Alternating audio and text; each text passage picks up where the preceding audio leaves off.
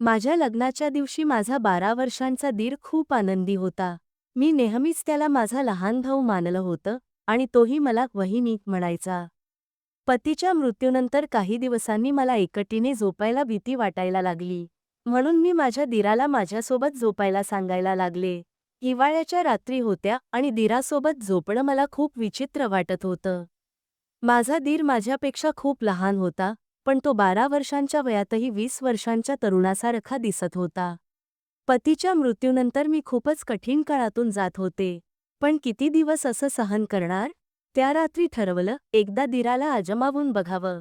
मध्यरात्र झाली, तेव्हा मी दीराला हलवून पाहिलं. तो गाढ झोपला होता, पण त्याला हात लावताच माझे डोळे विस्फारले. माझ्या हाताला चुकून काहीतरी लागलं होतं आणि माझं मन अस्वस्थ झालं. चला, सगळं सुरुवातीपासून सांगते. लग्नाच्या दिवशी दीर खूप आनंदी होता. मी नेहमीच त्याला लहान भावासारखं समजलं आणि त्यानेही मला नेहमी वहिनी म्हणूनच मान दिला. त्याच्या निरागस चेहऱ्यावर आणि गोजिरवाण्या हसण्यात अशी काही जादू होती की जणू त्याला एक नवी आई मिळाल्याचा आनंद झाला होता. पण या आनंदाच्या दिवसानंतर काहीच काळात माझ्या आयुष्यात दुःखाचं मोठं वादळ आलं. माझ्या पतीचं अचानक निधन झालं आणि त्यांच्या जाण्यामुळे पतीच्या निधनानंतर घरात मी पूर्णपणे एकटी पडले होते. राहुलच माझा एकमेव आधार होता, पण तरीही रात्री एकटी झोपायला मला भीती वाटायची. थंड हिवाळ्याच्या रात्री खूप लांबट वाटायच्या आणि माझ्या मनात एक विचित्र अस्वस्थता दाटून यायची. काही रात्रींपासून मी राहुलला माझ्याजवळ झोपवायला सुरुवात केली होती, जेणेकरून एकटेपण आणि भीतीपासून थोडी आराम मिळू शकेल. राहुलचं वय जरी 12 वर्षांचं असलं तरी त्याची उंची, काठी आणि समजूतदार स्वभाव त्याला त्याच्या वयापेक्षा मोठं भासवत होते. पतीच्या जाण्यानंतर मी कसेबसे या दुःखातून सावरत राहिले, पण मनातल्या गोंधळाला दडवणं खूप कठीण होतं. त्या रात्रीही मनात अजीब अशी अस्वस्थता होती. मी झोपायचा प्रयत्न करत होते. मध्यरात्री अचानक जाग आल्यावर मी राहुलकडे पाहिलं. तो गाढ झोपला होता, निरागस आणि शांत. त्याला पाहताच माझे डोळे पाणावले. या लहानग्या मुलानेही आपला भाऊ गमावला होता, पण तरीही तो माझ्यासोबत खंबीरपणे उभा होता. माझ्या आईच्या शब्दांची मला आठवण झाली. ती नेहमी म्हणायची, बाळा, दीराला नेहमी मुलासारखं मान, पण काहीसं अंतर ठेवूनच वाग. तो मोठा होईल तेव्हा तुमच्यातल्या मर्यादा अधिक स्पष्ट होतील. आता तिच्या या शब्दांचा अर्थ मला खूप खोलवर कळत होता. मला राहुलची काळजी घ्यायची होती, त्याच्या निरागसतेचा सन्मान राखायचा होता. आई नेहमी सांगायची, बाळा, दीराशी काही अंतर ठेवलं की नाती अधिक सुंदर आणि शुद्ध राहतात. प्रयत्न करा की तो तुझ्या खोलीत बिनाकारण येऊ नये. तू एक लग्न झालेली स्त्री आहेस, तुला स्वतःची आणि कुटुंबाची इज्जत सांभाळावी लागेल.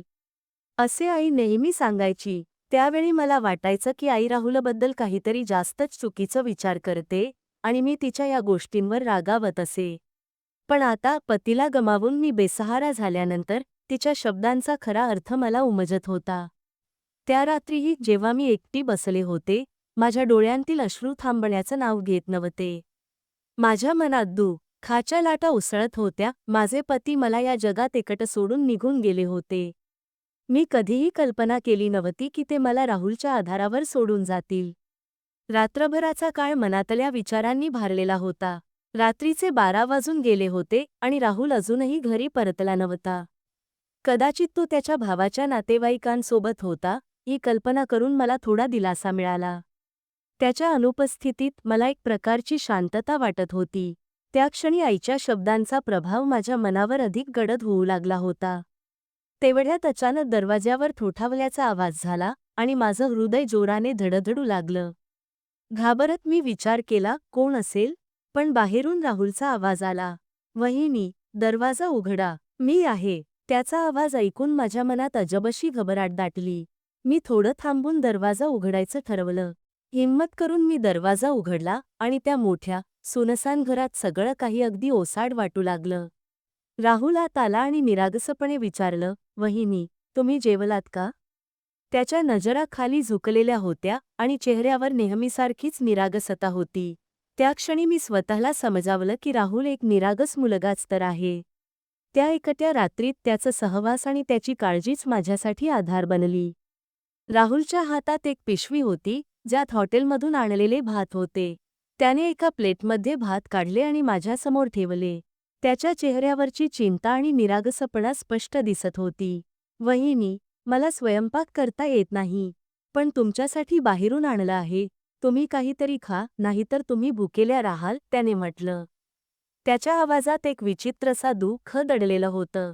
त्याने माझ्याकडे पाहिलं आणि रडव्या स्वरात म्हणाला, "माझ्या भावाच्या नंतर तुम्हाला गमवायचं नाही आहे." राहुलच्या डोळ्यांतही अश्रू होते. तो मला आपल्या आईसारखं मानायचा आणि त्याची ही भावना माझ्या अंतर्मनाला भिडली. पण तरीही आईच्या शिकवणींचे शब्द माझ्या मनातून जात नव्हते. राहुलने माझे अश्रू पुसले आणि म्हणाला, "वहिनी, तुम्हाला काळजी करण्याची गरज नाही. मी तुमचा आधार बनू शकतो. तुम्ही कधीही या घरातून जाऊ नका." त्याच्या या शब्दांनी माझं मन भरून आलं. तो खूप भावूक होऊन माझ्याशी बोलत होता आणि त्याच्या या निरागस भावनेनं मला पूर्णपणे हलवलं. माझ्या डोळ्यांत राहुलच्या या निरागस काळजीने एक नवीन आशेची झलक निर्माण केली. त्याने पुढे म्हणलं, "वहिनी, तुम्ही या खोलीत झोपा. दुसरी खोली छताजवळ आहे आणि मला वाटत नाही की तुम्ही तिथं राहायला हवं. सगळ्यांना माहिती आहे की आपल्या घरात भावाचं निधन झालं आहे आणि कोणीही वाईट हेतूने आपल्या घरात येऊ शकतो." त्याच्या इतक्या समजूतदार बोलण्यानं मी चकित झाले. मी विचार करू लागले, इतक्या लहान वयात त्याला अशा गोष्टी कशा समजतात? पण त्याच्या बोलण्यात तर्क होता आणि त्याच्या काळजीमुळे मला त्याचं म्हणणं मान्य करावं लागलं. मी त्याच्या खोलीत गेली. त्याची खोली घराच्या दुसऱ्या बाजूला होती. तर मी आणि माझे पती नेहमी छताजवळच्या खोलीत राहायचो. खोलीत पाऊल ठेवताच सगळं काही वेगळं वाटू लागलं. आज पहिल्यांदाच मी माझ्या खोलीच्या बाहेर दुसऱ्या खोलीत होते. पण जसंच मी खोलीचा दरवाजा बंद केला आणि नजर वर केली, तिथं काहीतरी होतं ज्यामुळे माझे डोळे विस्फारले. राहुलचं वय फक्त 12 वर्ष होतं, पण त्याने जे काही केलं होतं, ते एका लहान मुलासाठी नव्हतं, तर एका मोठ्या आणि समजूतदार व्यक्तीसारखं होतं. त्याच्या बोलण्यात आणि वागण्यात असं काहीतरी होतं, ज्यामुळे मला त्याच्या निरागसतेसोबतच त्याच्या समजूतदारपणाचं कौतुक वाटत होतं. माझ्या नजरेत जो मुलगा लहानसा वाटायचा, तो आता एक जबाबदार व्यक्ती म्हणून उभा दिसत होता. आता राहुल मला अधिक परिपक्व आणि विचारपूर्वक बोलणारा वाटत होता. त्याच्या खोलीत पाऊल ठेवताच मला एक विचित्रसा अनुभव आला. मी पाहिलं की माझ्या काही वस्तू, ज्या मी व्यवस्थित ठेवल्या होत्या, त्या तिथं बेतरतीब पडलेल्या होत्या. एका क्षणासाठी मला वाटलं की हे सगळं राहुलने केलं असावं. ही गोष्ट मला खूपच विचित्र वाटली आणि मी ठरवलं की सकाळ होताच याबद्दल त्याला विचारेन. माझ्या डोळ्यांना थोडी झोप लागायला लागली आणि मला जाणवलं की कदाचित राहुलने आणलेल्या भातामुळे मला झोप येत आहे. मी दरवाजा आतून लॉक केला आणि झोपायची तयारी केली. 2 दिवसांपासून मला नीट झोप लागली नव्हती, पण आज असं वाटत होतं की राहुलच्या आणलेल्या भातामुळे माझ्या डोळ्यांत जडपणा आला होता. माझ्या मनात विचार आला, काहीतरी वेगळं वाटतंय, कदाचित हे भात खाल्ल्यामुळे असावं. पण फार वेळ विचार करण्याआधीच माझ्या डोळ्यांवर झोपेचा कब्जा झाला. जणू मला झोपेचं इंजेक्शन दिलं गेलं होतं. सकाळी जेव्हा माझी झोप पूर्ण उघडली, तेव्हा घड्याळात पाहिलं आणि 10 वाजून गेले होते.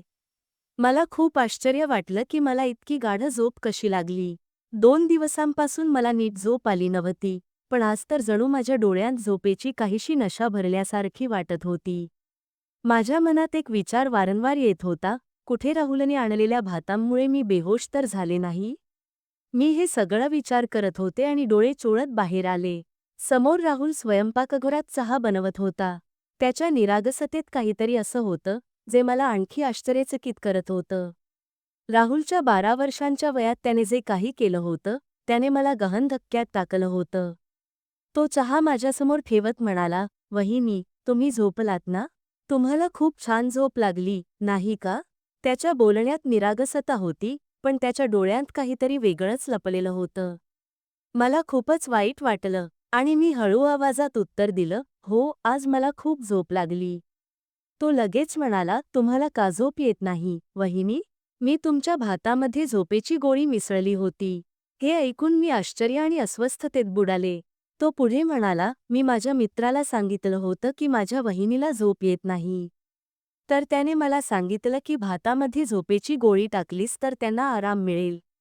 त्याच्या या बोलण्याने मी अचंबित आणि त्रस्त झाले. "राहुल, तू असं कसं विचारू शकतोस?" मी रागाने ओरडले. "तू तुझ्या वहिनीला बेशुद्ध करायचं ठरवलं होतं?" माझं हृदय अक्षरशः गोठलं. तो पटकन म्हणाला, "नाही वहिनी, मी फक्त तुम्हाला चांगली झोप द्यायची होती." आता तुम्ही तर ताज्या तवान्या दिसताय. हा, एक घ्या चहा प्या. त्याने चहा माझ्यासमोर ठेवला, पण मी त्याच्यावर संशय घेत म्हणाले, तू यात काही मिसळलं तर नाही ना?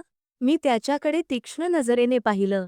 तो पटकन म्हणाला, शपथ खातो वहिनी, मी यात काहीच मिसळलं नाही. देवाशपथ वहिनी, मी फक्त तुमच्या झोपेसाठीच गोळ्या मिसळल्या होत्या. तुम्हाला विश्वास नसेल तर मी ही चहा स्वतः पिऊन दाखवतो. आपण दोघं अर्धा अर्धा चहा पिऊया, राहुल म्हणाला आणि चहाच्या गिलासातून एक घोट घेत मला दाखवलं. त्याच्या या वागण्यामुळे मला वाटलं की कदाचित तो खरंच सत्य बोलत होता. मी त्याला म्हटलं, ठीक आहे, मला माफ कर. मी तुझ्यावर सहज शंका घेतली. पण तरीही मी त्याच्या चेहऱ्याकडे पाहत राहिले आणि त्याच्या निरागसतेवर विश्वास ठेवण्याचा प्रयत्न केला. पण त्याच्या खोलीत मी जे काही पाहिलं होतं, ते माझ्या मनातून जात नव्हतं. त्या खोलीत ज्या गोष्टी होत्या त्यांची माफी शक्य नव्हती. मी विचार करू लागले की आता त्याच्यावर विश्वास ठेवणं योग्य आहे का? थोड्या वेळाने राहुलने स्वतःच एक नवीन गोष्ट उघड केली, जी ऐकून मी हादरून गेले. वहिनी, मी तुमचं दागिनं विकायला इच्छुक आहे, तो अत्यंत गंभीरतेने म्हणाला. माझा एक ओळखीचा माणूस आहे, जो अत्यंत प्रामाणिक आहे. तो आपल्या दागिन्यांचं चांगलं मूल्य देऊन आपल्याला भरपूर पैसे मिळवून देईल. आपण त्या पैशांनी नवीन घर खरेदी करूया. या भाड्याच्या घरात आपण किती काळ राहणार? घरमालक परवा भाड्याचे पैसे मागायला येणार आहे आणि आपल्याकडे पैसे नाहीत. राहुलचं हे ऐकून मी आश्चर्यचकित झाले. मी अजूनपर्यंत कधीच अशा गोष्टीचा विचार केला नव्हता. पण त्याने ज्या पद्धतीने हे विचार मांडले, त्याने मला गहन विचारात टाकलं. राहुल, तुला हे सुचलं कसं? मी विचारलं. मी त्याला चकित होऊन विचारलं, राहुल, तुला हे सुचलं कसं? तो अजिबात न घाबरता म्हणाला, वहिनी, मला पुढे लग्नही करायचं आहे. आपण आपलं आयुष्य एकत्र घालवायचं आहे आणि त्यासाठी नवीन घर आवश्यक आहे. भाड्याच्या घरात माणसाला फक्त अपमान आणि त्रास होतो. राहुलच्या बोलण्यात काहीतरी होतं, ज्यामुळे त्याचं म्हणणं योग्य वाटत होतं. मी त्याच्याशी या विषयावर वाद घातला नाही, पण माझ्या मनात एक भीती होती, जर त्याने दागिनं विकून पैसे जमा केले नाहीत, तर आपण आणखी मोठ्या अडचणीत सापडू. माझी स्थिती खूपच नाजूक होती, एक विधवा महिला आणि 12 वर्षांचा देवर, जो स्वतःही परिस्थिती नीट समजत नव्हता. या अवस्थेत आम्ही दोघंही कोणत्याही फसवणुकीचा बळी होऊ शकत होतो. मी ठरवलं की मला याबद्दल कुणाशी तरी सल्ला घ्यायला हवा. मी विचार केला की माझ्या माहेरी लोकांशी बोलावं. कदाचित ते माझी मदत करतील. पण मग माझ्या मनात एक वेगळाच प्रश्न उभा राहिला. दागिने, ज्यांच्याबद्दल मी कधी राहुलशी चर्चा केली नव्हती, त्याच्या हातात कसे आले? कुलूपही तुटलेलं नव्हतं, मग त्याने ते दागिने कसे काढले? या प्रश्नाने मला खूप अस्वस्थ केलं. मी स्वतःशी म्हणाले, राहुल अजून लहान आहे, तो चुकीचं काहीच करू शकत नाही. तरीही त्याने जे काही केलं, त्यामागचं त्याचं भावविश्व आणि परिस्थिती समजून घेणं मला गरजेचं वाटत होतं. त्याच्या निरागसतेत आणि मदत करण्याच्या इच्छेत अशी काहीतरी गोष्ट होती, जी मला परिस्थितीला समजून घेण्यास प्रवृत्त करत होती. राहुलने माझं विचार करण्याचं पूर्ण स्वरूपच बदलून टाकलं होतं.